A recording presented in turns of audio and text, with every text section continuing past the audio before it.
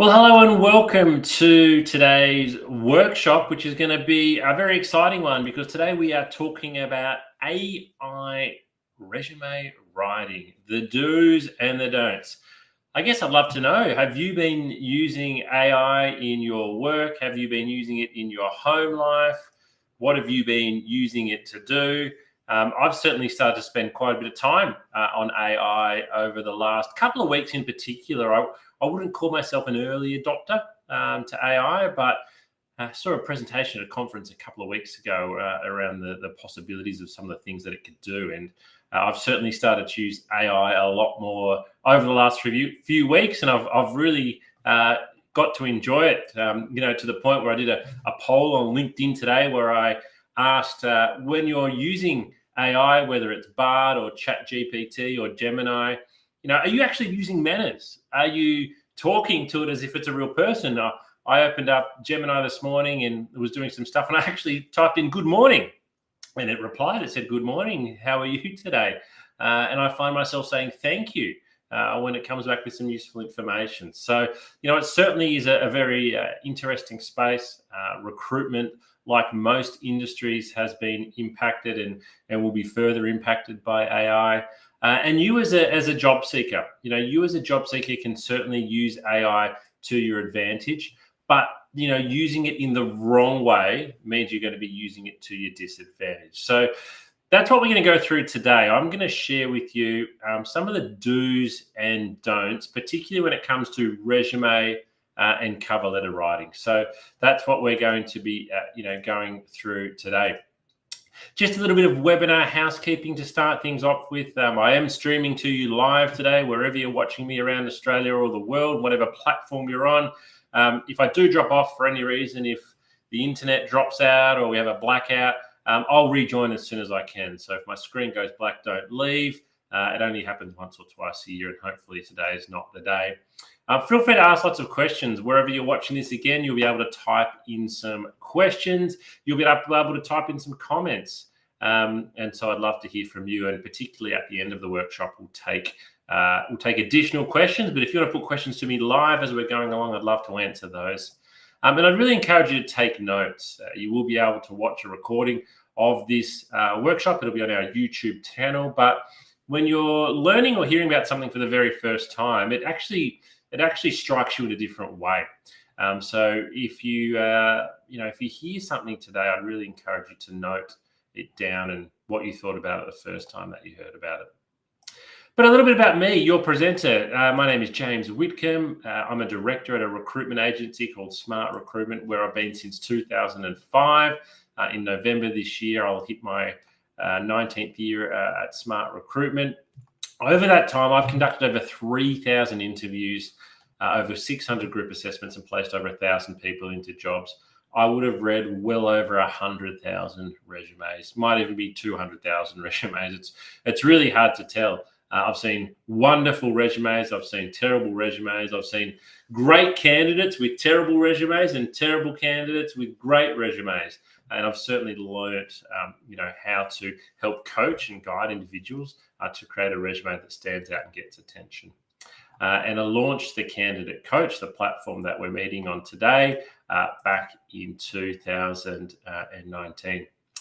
I was at a conference recently. It was at a recruitment conference for the RCSA, which is the Australian Association of Recruiters, and there was a presentation from one of the major job boards, and I won't say who it was, but they shared this stat, which is really, really interesting, that by 2025, which is only a couple of months away from now, 50% of resumes will be AI generated that are on that platform. So that really got me thinking. We're not just talking about a small, technologically advanced, tiny proportion here. We're getting towards 50% of candidates are going to have resumes that are AI generated. And so what that really means is that a lot of you out there are probably playing around with AI at the moment and trying to find ways, to best use it, to make sure that it's working really well for you, and to make sure as well that you're doing what you think is right in terms of putting forward an application that is that is going to work best for you.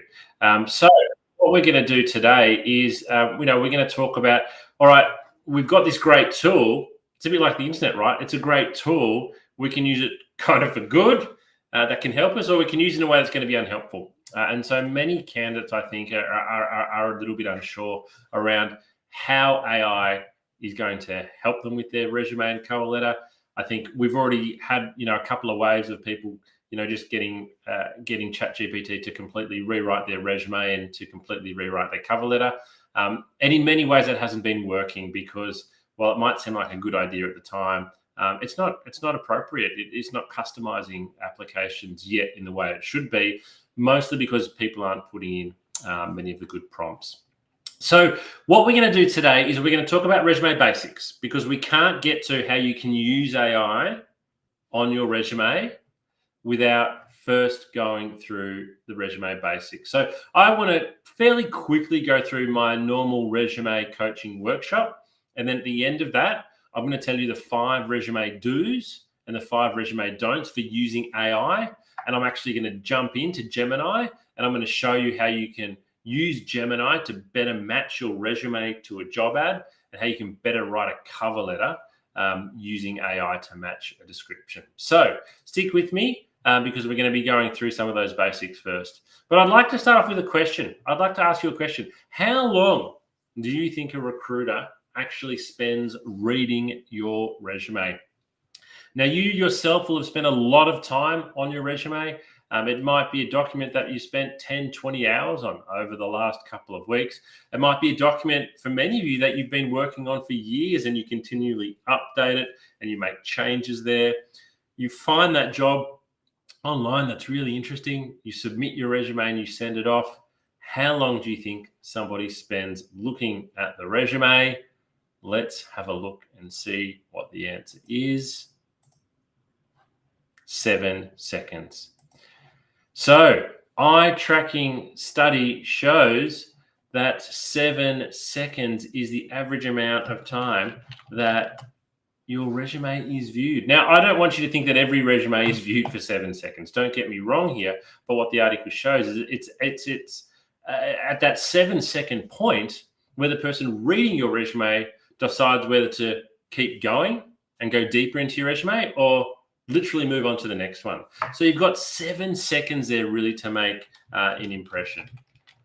So that's something that I just want you not necessarily to keep at the back of your mind. You need to keep this at the front of your mind whenever you're designing your resume, because if it doesn't draw attention and get a good response in the first 7 seconds, then no one's going to read any further. So let's have a little bit more of a detailed look at what this article said.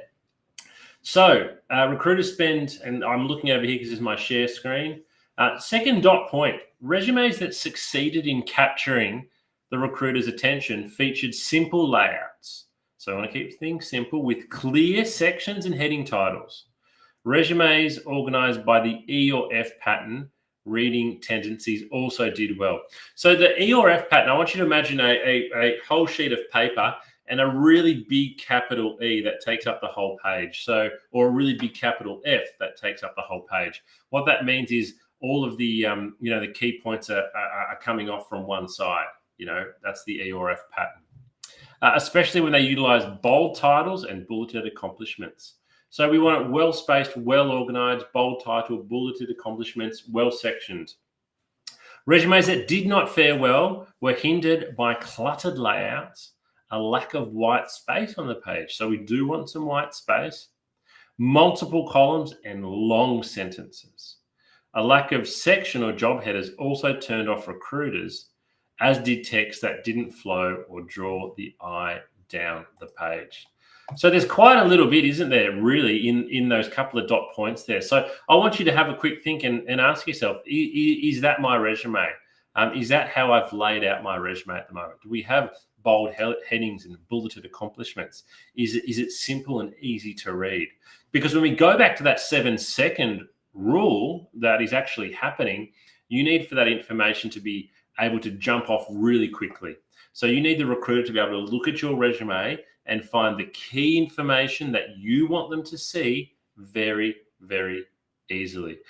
what this particularly means for me is that your first page is worth 99% of your resume. I actually don't mind whether your resume is 1, 2, 3, or 4 pages. What I really care about is making sure that page number 1 is where you focus pretty much all of your attention, because there's no point in having the good information on page 2 because no one's getting to page 2 inside of 7 seconds. And if you put the good information on page 2, nobody might even get to it or know what you've achieved. So let's actually talk about what is a resume. Well, a resume is a factual account of your employment and study history. We say factual because it's got dates and times and locations and events, but it also needs to highlight your skills and your abilities and sell you. Your resume has to sell you. Sell, sell, sell. So what I'd really like to get across to you now is the importance of your resume being, it's basically a marketing document. Your resume is, it's an advertisement for you. It needs to really highlight everything that's good about you. Now, I want you to think about, when you might be looking for a property to rent or buy, you see wonderful photos that are well positioned. You read the description and you think, this is amazing. Look at how well they've described everything else here. So what you need to do is to think of your resume in that way. This is an advertisement for you. When you drive past a bus stop and you see an advertisement, that's your resume. When you see a billboard, that's your resume. When you see an ad online, that is your resume that you need to change your mindset away from it's just black words on white paper to it's an advertisement. It needs to sell you. And it needs to want somebody, the reader, to pick up the phone and give you a call. So let's talk a little bit more about that then. Well, that's my question to you. If you're watching this today, have a think. Does your resume actually sell you? Is it highlighting the very best achievements that you've made? Is it highlighting the best parts of your employment history, the best parts of your study history, the best parts of your extracurricular activities? Can I read your resume and know what your achievements and greatest moments in your career have been to date? And are they on the front page? And can I read them in the first 7 seconds? If the answer is no, then we've got some work that we need to do. Your resume is you on paper. It's an advertisement for you. It needs to promote you. It needs to sell you. So if I can only get one message across to you today, because I know that in the second half we're focusing on using AI, this is what your resume needs to be. And I see far too many resumes that do not sell the candidate.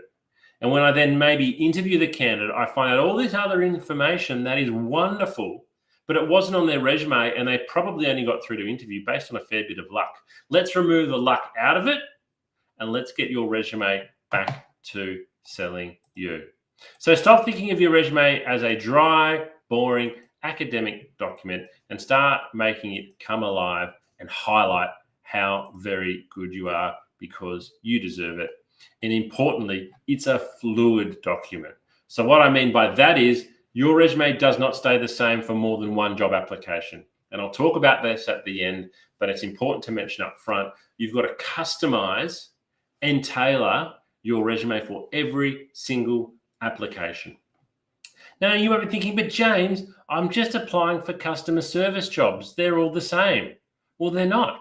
Every single one of those jobs is different in many ways. First of all, there's a different employer every time. Every job will have slightly different skill set. Every advertisement will actually highlight 2 or 3 things different to every other advertisement. So you need to tailor your resume for every application. And if you are sending out the same resume for multiple vacancies, then you are not doing it very well and you're not going to have a very good success rate and you're wasting your time. All right, so let's talk about the first step. So the first thing that we need to talk about is basic resume structure. So before we get into talking about how we can use AI to write our resume and some of these other fancy things, we need to have the basic structure right. We need to have the structure is kind of like the recipe. And if you don't have the recipe right, then it doesn't matter what we cook with, it's not going to taste very good. I'm not going to go into a huge amount of detail here, but as you can see here, I'm going to share with you a couple of images of basic resume structure. So what you can see here from this example resume, and a lot of it comes back to that initial article we read, that capital E or capital F pattern, lots of things coming off, the left-hand side there. So what I like about this resume is we've got the contact details up top. We've then got 3 bold headings. So quite easily, it's quite easy for me as the reader of the resume to read this resume. I can see it goes summary, education history. And then importantly, sort of towards the bottom here, and this is just a template, and you can use this template on our Candidate Coach platform, is we've got achievements on the first page down towards the bottom there. We need to get our achievements very front and center on the first page of our resume. So it's not overly complicated here. As I said, it's basic resume structure. Let's have a look at another one. And again, this is another one that I've created, slightly different.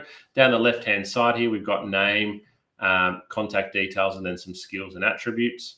But again, as you'll see throughout the resume, we've broken it up with bold heading, with bulleted points, and with different sections, so it's easy to read. Because most recruiters, the first thing they're going to go straight to is your employment history and look at what your most recent job is, because that helps to most easily give me a sense of understanding around your suitability for the job. So it's great to list skills and attributes. It's great to list an introduction. But the first thing most recruiters' eye is going to go to is your most recent employment. So we need to have that on there. We also need to list our key accomplishments and achievements again, which you can see just at the bottom of the images. That is cutting off there, that we have those listed. So get your resume structure right. And then the second step, I said, is selling yourself. So after we've got that structure right, how do we actually go about selling yourself? So I'm going to share an example with you now of how you can best sell yourself. I'm not going to take you through a whole resume here, but I'm going to share with you an example from a candidate that I met a couple of years ago, and a little bit of a before and a little bit of after. So this particular candidate I spoke to on the phone. She'd applied for a sales role with me. And this is how, at the time, she described her experience. She said she was a sales representative, and I've removed the name of the company there. We're just calling them ABC. And she was a sales representative for pretty much 3 years. Now, if you recruit salespeople, 3 years is a really good tenure because sales is a tough job. So pretty much based on the fact that she'd been doing the one sales job for 3 years, that kind of got her through to the phone interview stage. Next, she has that she sold goods and traveled to meet customers and keep them happy. So that's how she described her whole role. And so I had a phone interview with her, and she spoke well, and I learned a few more extra bits and pieces. I then brought her in for a face-to-face interview, and that's where I learned what she really, really did. And so this is what we changed her resume into after we had a longer chat. So the first thing you'll see there is we've got bold headings. So we've got primary responsibilities, and then we've got achievements. Now, I've probably gone a little bit longer than I'd normally recommend here with responsibilities. We've probably got 9 there. I'd probably recommend 6 or 7 now. So maybe not as many as we've got here. But you'll see we've called it primary. We can't list every responsibility here. You just really, really can't. What you need to make sure you're listing on your resume are the responsibilities that are most relevant to the job you are going to. And this is why you need to continually update and rotate and rewrite your resume. Even if you're going for 10 different sales jobs, there's 10 different advertisements there, and each advertisement is going to highlight something different. So for example, let me just do one quick example. The third last dot point under responsibilities is attend at least 3 new business appointments per day. Now, let's say the advertisement you're looking at said you need to attend multiple new business points per day. I would straight away move that to being the first dot point if I was applying for a role that asked that. But what you'll see here, I'm not going to read through it all, is we've got a much, much better understanding of what she did. But most importantly, let's look at the achievements, because this is where she sells herself. She was Salesperson of the Year in 2014. Salesperson of the Year. Now, she was so good at selling that this was a big team. There was lots of salespeople. It was a big company. The prize for being Salesperson of the Year that year was a brand new car. Can you believe it? She was given a brand new car because that was the prize for the top salesperson of the year in the company she was working in. It was amazing. I've not met someone before that or after that who received such a prize for being so good at their job. So on her previous resume, though, she didn't even have this mentioned. She has not salesperson of the year on her previous resume. So basically, if it doesn't say it on your resume, it never, ever happened.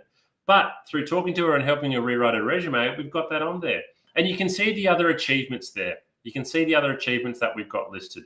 I'd really encourage you with your achievements to use numbers and to quantify things wherever you can. I understand that's not always the case, but if you can, it certainly does help. So that's a really good way for you to think about, okay, how can I go out and make my resume, sell me a little bit more. If you're sitting there and you're kind of thinking, well, look, James, this is all well and good, but I haven't been salesperson of the year. I haven't even been employee of the month. I've got no recognitions in my current role. I'd encourage you to answer these questions to yourself. What are you doing in your job at the moment that you weren't doing when you first started? So have you been given extra responsibilities? Because you could list those as an achievement. Maybe you're now asked to help onboard and train new staff. That's an achievement. Maybe you've been given responsibility to lock up the store, for example, at the end of the day. That's an achievement.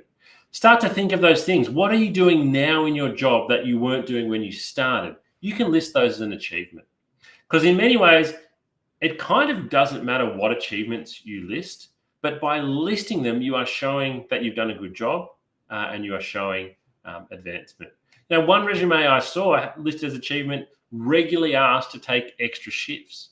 I thought I really like that, because if someone was regularly asked to take extra shifts, it's because they're doing a good job and probably because they're being reliable. So have a think about what you can list as achievements on your resume and make sure you've got those on page 1. The third step to creating a great resume is to make sure it's visually appealing. So again, I don't necessarily say that black words on white paper are bad, but it's 2024 now. And so there's so many great opportunities for you to have a resume that's visually appealing. A couple of easy ways to do that is to go to your candidate coaching page, wherever you're watching this today. We have templates there that you can download, or visit Canva. Canva.com, you can get a free account there, and they literally have hundreds of resumes, graphically designed resumes, where you just take out the current details and you'll put your own details in and you can fill it out, and it looks really, really good. Probably the only thing to consider with some of them, particularly with Canva, is that you will then normally download that in a PDF format, and many jobs might ask you for a Word resume. So you then might need to go and find another tool that converts it from PDF to Word. But there's lots of cool tools out there that you can use to make your resume look good, look sexy. Fourth step, and our last step before we get into how we're going to use AI, is you've got to change your application for every resume. The candidates that I see that send out, have the lowest response rate are the ones that sadly have sent out 100 resumes in the last 2 weeks, but they've sent the same one resume to every single job. Instead of sending 100 resumes, I would encourage you to send 5 resumes. Spend the same amount of time tailoring your application to 5 jobs as to sending the same resume out to 100 jobs. And I guarantee you that overall, you will get a more quantitative and a more qualitative response by tailoring your resume. All right, so let's get into talking about AI then. So using AI to improve your resume and improve your cover letter. So you'll see here in particular, what I'm not saying is using AI to write your resume or using AI to create your resume. It's specifically the word improve, because I think AI can certainly help you with many of the individual or smaller aspects of your resume, but I certainly don't think that you can use AI to write your whole resume or write your whole cover letter. You might be doing that at the moment and you might be thinking, what's the harm? Well, there's not a huge amount of harm, but as somebody who reads a lot of resumes, we are now able to tell if something is completely AI generated. It does stand out. There's certain ways that the chat platforms write, and this is something that we all can feel from the recruitment side when somebody's submitted a completely AI generated response. And also there are tools out there at the moment now as well that you can subscribe to that will go and completely do your applications for you. So I want you to think about AI as a tool to help you write your resume and improve your resume, but not to write your resume. So what we're going to talk about are the 5 do's and the 5 don'ts. So what are 5 things you shouldn't use AI for with your resume? And then what are 5 ways you can? And I'm going to jump into Google Gemini, and we're going to do a little bit of a live demonstration on a resume and a job application to show you how to improve it. So let's start with the don'ts. Let's start with the mistakes that a lot of people make. So the first one is just what I've described then. They use AI to write their whole resume. They might upload their current resume or their LinkedIn profile and just say, hey, ChatGPT, can you please rewrite my resume? And then they download that and they think it's better than it currently is. That's a huge no-no because it's not tailoring it. It's not your words. You need to know what's on your resume. You need to have a very good understanding of what's on your resume because you're going to be asked about it all the time. The second one is don't expect AI is better than you. I think a lot of people think, I'm no good at writing my cover letter. I'm no good at writing my resume. I'll just stick it into Bard and it'll be better than me. 9 times out of 10, the answer is no. I think we use AI to be a little bit lazy with things like this. Or we just perhaps don't know what to do. So we think the computers are better than us, but don't expect it. It might be sometimes, but certainly don't expect that AI is going to be able to write a better resume and cover letter than you can. The third one is, and we've seen this a lot, don't expect AI to always be honest. So this is why you need to double check everything that you're taking from a large language model. It might add some extra detail in there. It might completely fabricate something. And so you need to really be checking everything that you put in your resume because recruiters know there's a lot of falsehoods on resumes. And as soon as we spot one, your application's done. Your application's dusted. So you'd hate for that to be the reason why you missed out on a job was because you didn't double check what AI wrote for you. The fourth one, and it kind of follows on from the honest one, is don't expect AI to be mistake-free. You've really got to double check everything that comes out to make sure that it is factual, that it is correct. Normally the spelling and grammar is okay, but everything else that it said, make sure there's no mistakes there. And the fifth mistake, and this is probably one of the main reasons people use AI, is to be lazy. If you're using AI to be lazy because you can't be bothered, then it's not going to work for you with job applications. If you're using AI, as I'll show you in a moment, to do better research and to customize certain parts that you then rewrite yourself, it's fantastic.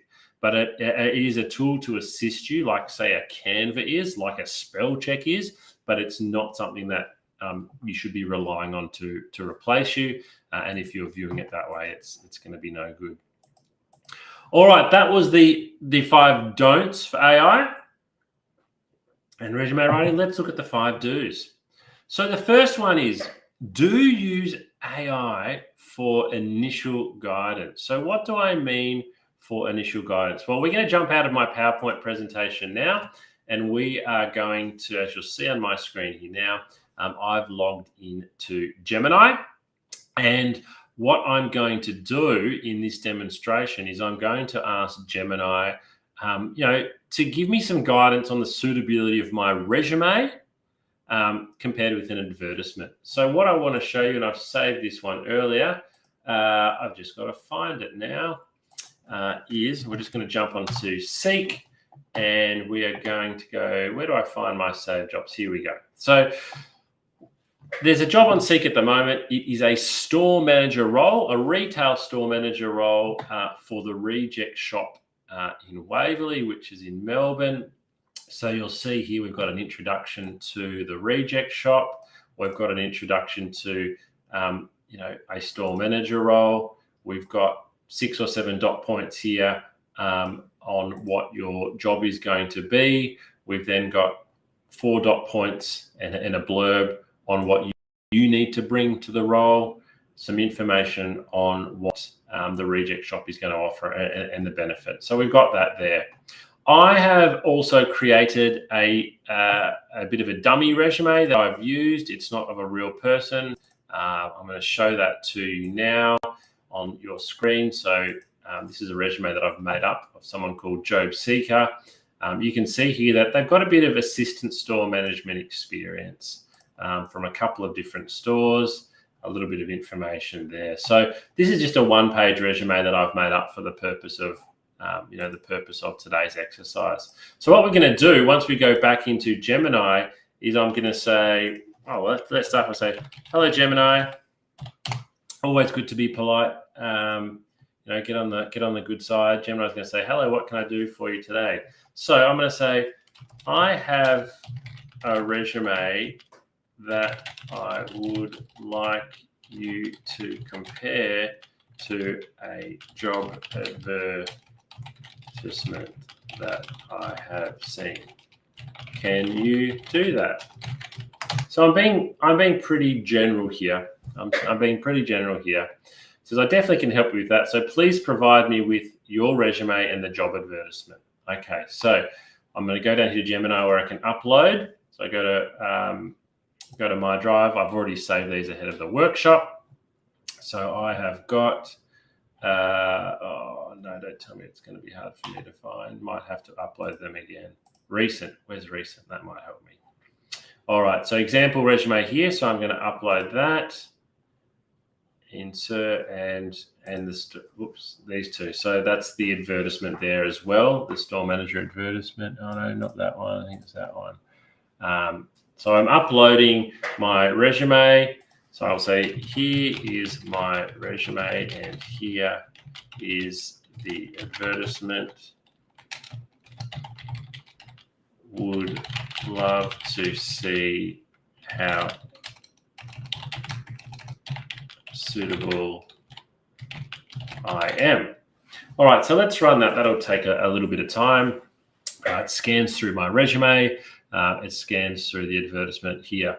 And as you can see, it's giving me lots of feedback. So what I said before is we are going to use this as initial guidance here. So I just want you to keep that in mind, that what we're doing here is we're going for initial guidance. We are not asking it to rewrite our resume or anything like that. So let's have a look at it. So it says, okay, I've got both your resume and your advertisement. Let's break down your suitability for this store manager position at the Reject Shop. So it's looking at my strengths. It's talking about what my strengths are, my relevant experience, my leadership and teamwork. It's talking about areas to consider. So this is one that's in particular for you. It's kind of like, these are your weaknesses. So here it says, while you have many relevant skills, you might want to explicitly highlight some that are directly mentioned in the advertisement. For example, merchandising is a key skill listed in the job ad. So this is where it becomes really, really valuable, right? Because I haven't mentioned merchandising in my resume. Gemini has picked that up. They've picked up that merchandising is a key skill. It's not mentioned in my resume. That's great. We need to address that. Then quantifying achievements. Consider quantifiable results for your accomplishments. For example, instead of just saying increase efficiency, try increased efficiency by 15% through implementing new training protocols. So again, this is great advice. This is something that I really should consider. I haven't quantified what I've done there. Now, this one's really interesting. So it's suggesting that I might like to consider tailoring my language. So adjusting your language slightly to better match the tone and style of the Reject Shop advertisement.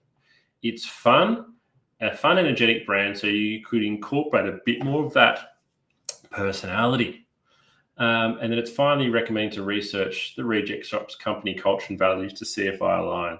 It's given me, some bit of an overall feedback and then some next steps as well. So, and that's a bit of a reminder of what we've done there. So we've got some really great information there. Some really, really good tips for things that I can for some things that I can do.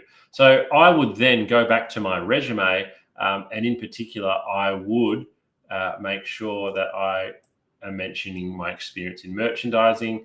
I'm using some statistics here. I may be changing the language a little bit. And I need to go and check the Reject Shop's company culture and values. So I might even actually ask it, what are the Reject Shop's values? So let's ask Gemini that, and let's see what it comes back with. So it's having a think. And so, all right, you're right to think aligning your resume with Reject Shop's values. Unfortunately, they don't publicly list their values. However, based on their marketing and job descriptions, we can infer some of the following. So again, we're using it now to ask follow-up questions, and we're getting some more information. So that's a really good starter for the way that we should use it. So we use it. What we're talking about now is initial guidance, and we're using it for follow-up questions. So whatever ChatGPT or Gemini recommends there, we can get further prompt. AI, let's use AI for job and company research. So this is a really important one because, again, we want to tailor our resume and particularly our cover letter. We want to tailor our cover letter to be really, really specific to the advertisement. So let's jump back in and let's ask it a question. What is some good information I should include in my cover letter to show the Reject Shop I have done a lot of research? So let's ask that question, because we don't want to just include on our cover letter research that's really easy to find. The harder to find research is where there is a lot of value. All right, so you're right on track. Showing you've done research is crucial for making a strong impression. Here's some good information to include. Align with brand personality, showcase specific relevant skills, connect your experience. So it's being a little bit vague here.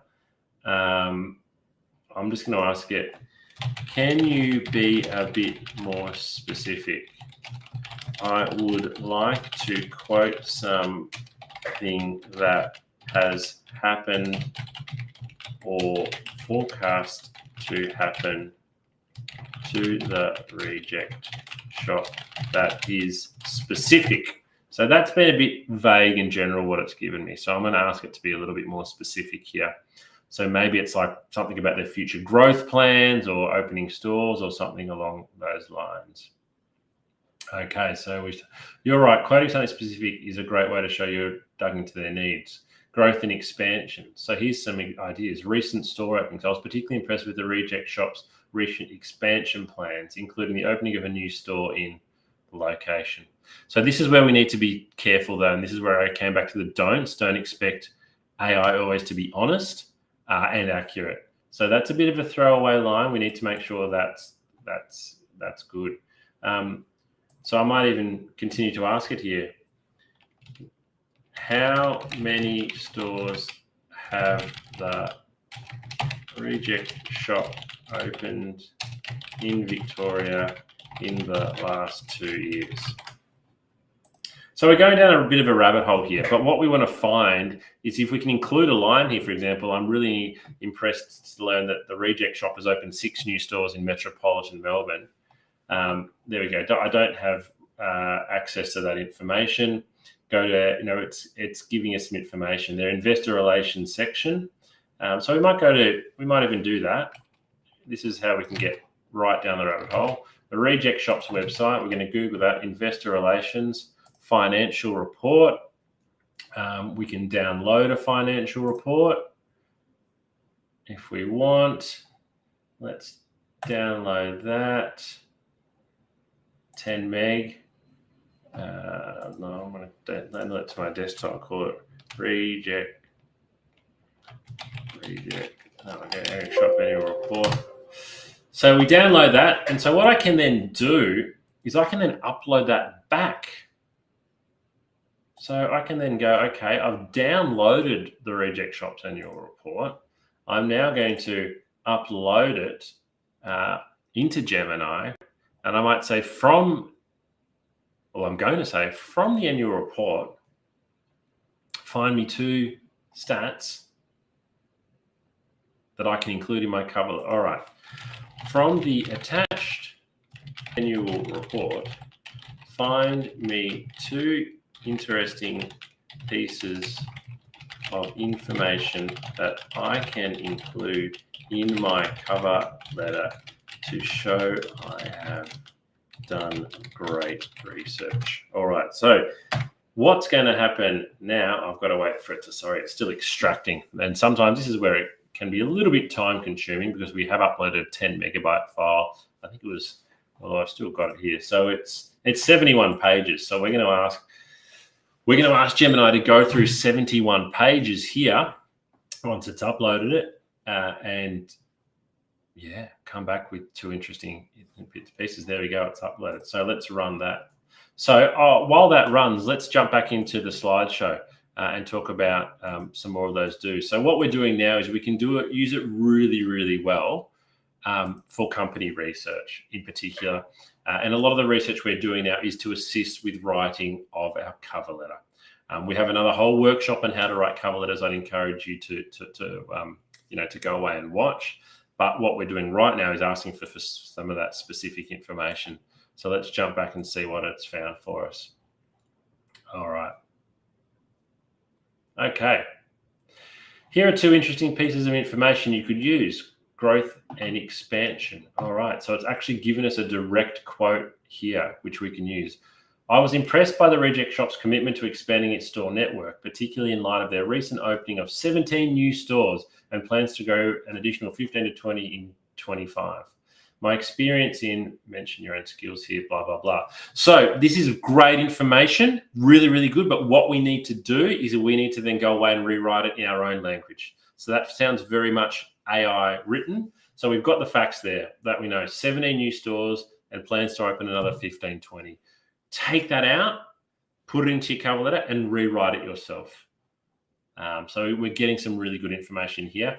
Copying and pasting it will be a mistake because it sounds very very AI written, but that's the goal there. If I read a cover letter and a candidate says, I read the company report and I saw the information you can see now, I'm calling them straight away because I'm thinking they've done a lot of research here. So that's a particular level that would really encourage you to get to. And then the final one, which I think we're giving a good example of here, is we want to use AI to find a point of difference. You need to make your application stand out, whether it's your cover letter or your resume. We want it to have a great point of difference. So some common resume questions before we finish up. How long should my resume be? Well, I don't mind. Whether it's 1 page, 2 page, 3 or 4, I wouldn't recommend any more than 4. But it doesn't matter if it's 1, 2, 3 or 4 unless the first page is good. All of your attention needs to go into page 1. Should I include a photo of myself on my resume?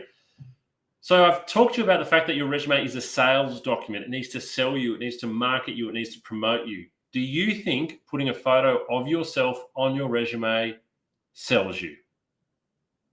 I can't answer that for you. You need to make your mind up there. What you do need to be conscious of, though, as soon as you put a photo on your resume, you are inviting all different types of conscious and unconscious bias. People are going to judge you on your appearance. So you need to decide in many ways, does your photo help to sell you? Does it help to market you? Does it help to promote you? It's an individual decision. I'm not here to tell you there's a right way and a wrong way. Should I include references or academic transcripts on my resumes? References, yes. You could just the contact details. Maybe if I see down the bottom someone's listed the name of their reference and their position and their company, I think that's a strong sign that they're going to get a good reference. Academic transcripts, no, not unless you've been asked specifically in the advertisement. And do I include every job that I've ever worked in? My answer here is no, you don't need to. I would say you don't really need to go too much back more than 10 years. You can still list those jobs if you want, but you don't need to go into great detail. It might just be the job title, the company, and the particular years. So the summary today for resumes, you need to sell your skills, your experience, and your achievements. You need to make it easy to read. If it's difficult to read, people won't read it. It should be visually appealing, and it's okay to be bold and try and stand out. And finally, your resume must be tailored for every single role. So that's the end of today. We'll stop the recording in a moment, but happy to hang around here. If anybody's got any questions, please feel free to type them in now. But it's been great having you join me today. I hope you've learned a little bit about resumes and how you can use AI to improve the quality of your applications. We'll run this workshop again soon, partly because AI keeps advancing, and I think in 3 and 6 months' time, it'll be even more capable.